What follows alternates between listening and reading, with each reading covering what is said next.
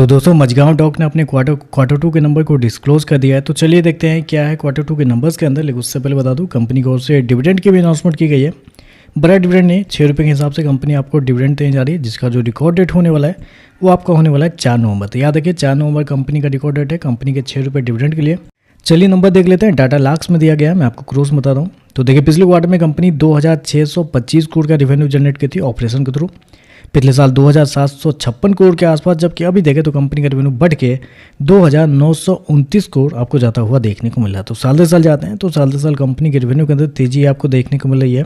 लगभग बोल सकते हैं आप 6% के आसपास का जंप है कंपनी के रेवेन्यू के अंदर साल दर साल। जबकि क्वार्टरली बेस पे जाते हैं तो क्वार्टरली बेस पे कंपनी के रेवेन्यू के अंदर लगभग बोल सकते हैं 11 से 12% के आसपास की तेजी आपको देखने को मिल रही है। तो कंपनी का रेवेन्यू देखें तो आपको साल दर साल क्वार्टर बढ़ते हुए देखने को मिल रहा है। हालांकि मार्केट का अनुमान भी था कि कंपनी के रेवेन्यू कुछ ज़्यादा नहीं बढ़ेंगे, हल्का सा ही बढ़ते हुए देखने को मिल सकते हैं, क्योंकि मेरे पास लगभग 5 से 6 ब्रोकर हाउस के रिपोर्ट थे, जिसमें जो एक रेंज निकल के आता है वो आपका निकल के आता है 2900 से लेकर 3100 के बीच में मार्केट का अनुमान था कि कंपनी का जो रेवेन्यू है वो आपको आता हुआ देखने को मिल सकता है। यहाँ पे देखें तो 2922 करोड़ के आसपास है।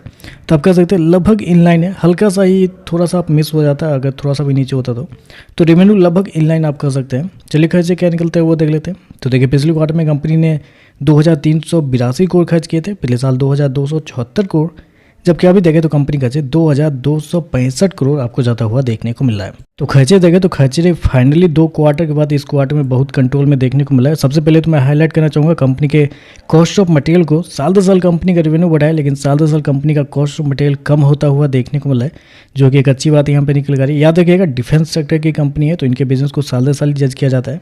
तो साल दर साल कंपनी के कॉस्ट ऑफ मटेरियल कम होते हुए देखने को मिला। दूसरा सबसे इंपॉर्टेंट कंपनी का प्रोविजन, क्योंकि हर बार क्या होता था पिछले 2 क्वार्टर से कंपनी प्रोविजन के रूप में अच्छा खासा पैसा गवा देती थी।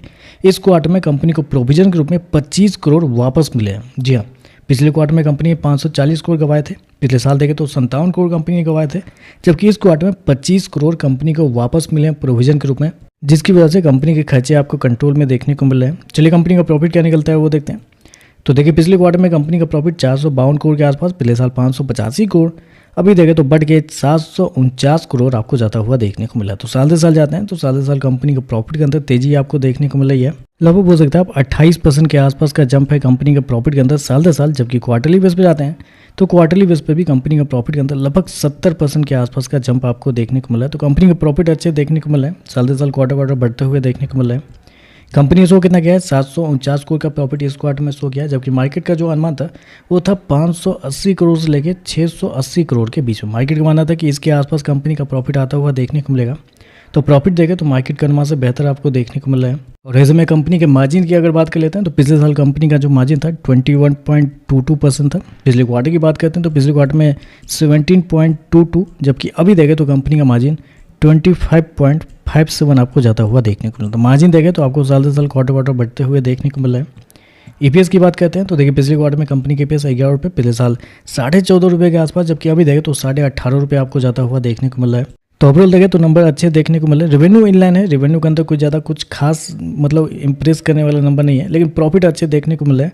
एस्टीमेट से बेहतर आपको देखने को मिला है, साल दर साल क्वार्टर बढ़ते हुए भी देखने को मिला है। तो नंबर अच्छे देखने को मिल रहा है। बाकी देखते हैं मार्केट इस पर कैसे रिएक्ट करता है।